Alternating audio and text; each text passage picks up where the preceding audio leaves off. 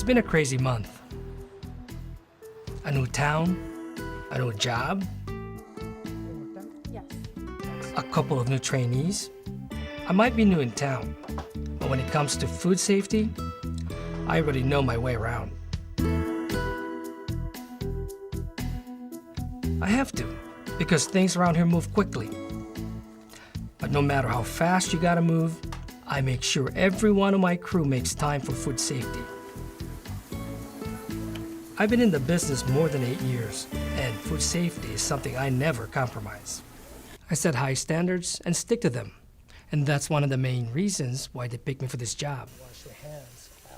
I take food safety very seriously, and without having the right practices in place and enforcing them, I'd be leaving the door wide open for foodborne illness. That's why I'm training all my employees in food safety. Not just the new hires. And I'll tell you what I'm telling them. Keeping food safe begins with a good grasp of the basics. So here's what everyone needs to know about them. You need to know the dangers of foodborne illness, the cost of foodborne illness, the populations at high risk for foodborne illness, how food becomes unsafe, and important prevention measures. Let's start by looking at what makes foodborne illness dangerous. First and foremost, a foodborne illness is a disease that's carried or transmitted to people by food they've eaten. And if 2 or more people experience the same illness after eating the same food, you've got an outbreak on your hands. That means one mistake could make hundreds of people sick. And I'm not exaggerating. Foodborne illness is a bigger problem than many people realize. Every year, millions of people are affected by it. While not all those cases stem from restaurants, we have to do our part to prevent foodborne illness. And that's why every establishment, no matter how large or how small, has got to take every precaution to ensure the safety of the food it prepares and serves to its customers. You do it to protect the customers, and you do it to protect the business. Because among other things, foodborne illness poses a financial threat. A foodborne illness outbreak can cost an establishment an awful lot of money. Between fines and legal damages, that figure could rocket into the millions. An outbreak can temporarily shut down an establishment or even put it out of business for good. The cost of a foodborne illness outbreak can be measured in loss of customers and sales, damage to your prestige and reputation, lawsuits resulting in legal fees, increased insurance premiums, lowered employee morale, employee absenteeism, a need for retraining employees, and embarrassment.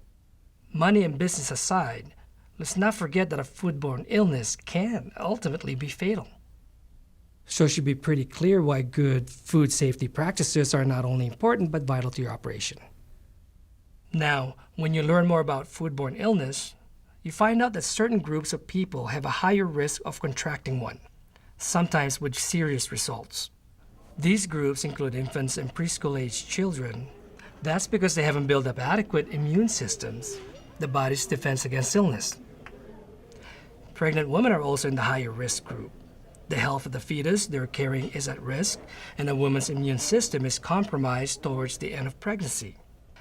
Other groups of people with compromised immune systems include the elderly, because their immune systems have weakened with age, and transplant recipients, people with HIV/AIDS, and those with cancer or on chemotherapy. People in any of those groups run a higher risk of contracting a foodborne illness than the rest of the population. And those risks increase when they eat contaminated, potentially hazardous food, which is also known as food that needs time and temperature control for safety. You can call the food in this category TCS food for short. Now, there's several ways food can become unsafe. And the Centers for Disease Control and Prevention have identified some common factors that are responsible for foodborne illness. These include purchasing food from unsafe sources, holding food at improper temperatures, failing to cook food adequately, poor personal hygiene, and using contaminated equipment. With the exception of purchasing food from unsafe sources, each of these factors is related to time-temperature abuse, cross-contamination, or poor personal hygiene. A lot of the time, cases of foodborne illness involve more than one of these factors. Let's look at time temperature abuse first. Food has been time temperature abused anytime it's been allowed to remain too long at temperatures that help foodborne pathogens to grow. And in case you don't know what pathogens are, they're microorganisms that can cause illness. A foodborne illness can result if food is time temperature abused in any of the following ways. If the food isn't held or stored at required temperatures, if it isn't cooked or reheated to temperatures that kill microorganisms, and if it isn't cooled properly. Cross-contamination is another factor that can cause foodborne illness. It occurs when pathogens are transferred from one surface or food to another. When that happens, foodborne illness can result. Let me give you some specific examples of how cross-contamination occurs. It happens when contaminated ingredients are added to food that receives no further cooking.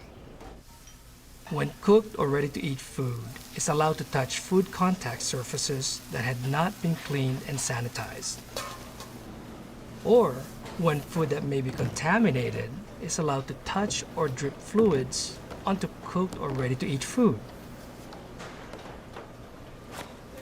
Cross-contamination can also occur when a food handler touches food that's contaminated, and then touches cooked or ready-to-eat food. And when contaminated cleaning cloths are not cleaned and sanitized before being used on other food contact surfaces. You also have to understand and address personal hygiene issues if you want to prevent foodborne illness. Because if someone on your staff has poor personal hygiene practices, they can do much more than merely offend your customers. They can contaminate food or food contact surfaces and cause illnesses. A foodborne illness can result if employees don't wash their hands properly after using the restroom, or whenever their hands become contaminated. And their hands can become contaminated after coughing, sneezing, smoking, or handling raw food. Your employees should also never touch or scratch sores, cuts, or boils, and then touch food preparation surfaces, or utensils. And if they come to work while they're sick, for example, if they're vomiting or have diarrhea, they can pass a foodborne illness along to your customers. Here's a quick real-life example of how important it is to control these factors that can cause foodborne illness. It happened not too long ago at a restaurant just down the street. A few hours after a big lunch rush, about 24 people got sick. They had abdominal cramping, nausea, and vomiting. And 10 of them needed emergency medical treatment and hospitalization. An investigation by the health department revealed that all of them ate chicken salad. And the chicken was contaminated with the bacteria Staphylococcus aureus. And just as I mentioned before, more than one factor led to the outbreak. It turned out that several of the food handlers carried the bacteria. They ignored the rules regarding proper hand washing, and their poor personal hygiene practices led them to contaminate the cooked chicken. The problem was made worse when the chicken salad was left out on the prep table.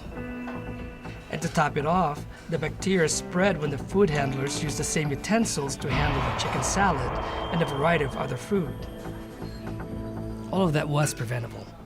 All the sick people, all the legal and financial consequences for the establishment, the ruined reputation, all of it. So what can you do about it? Focus on specific prevention measures and enforce the right procedures.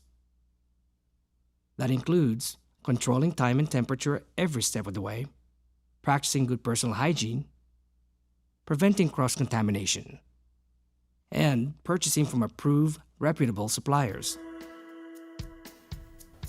You have to establish standard operating procedures that focus on these areas. Then, make sure they're understood and enforced. Cesar, todo está listo. Can we punch out? Hold on a second, let me check things out. But it's up to you and everyone in your team to follow those procedures at all times. We know we have to work fast to keep up with business. But taking shortcuts in food safety doesn't save you time or money, nor anything really. But you could be risking everything. So no matter how busy you are, you've got to make time for food safety. In many ways, it's the most important part of your job. Right, guys? Right? Yes.